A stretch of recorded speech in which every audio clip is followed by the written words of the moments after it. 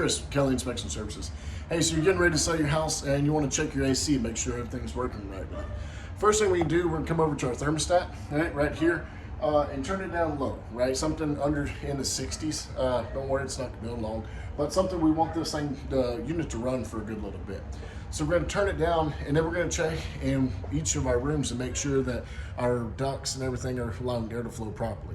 And so when we go and check we're gonna look for our supply ducts in each room, and then we're also gonna look for our return air.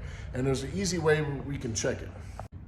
This here is our infrared thermometer. You can get on Amazon, it's like 15 bucks. And so we can take this sucker and we can kind of point this right at our vent and see what our discharge temperature is. Here we're showing about 63.9. We're gonna round down and call it about 63 because this measures the temperature that's coming out of the vents or coming of the surface, not necessarily the actual airflow. So it's gonna vary by a few degrees. So we'll call this again kind of 64 right here.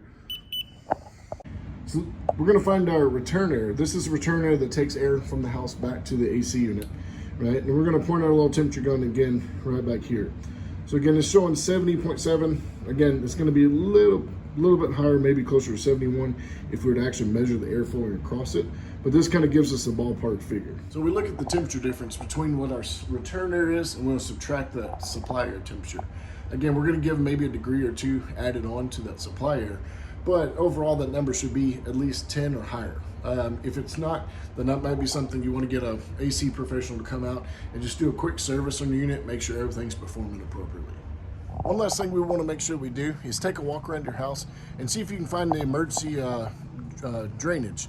So right here, it's usually going to be located over a window, kind of like this one is. And as we can see on this house, we actually have a lot of water. This is not from recent rain.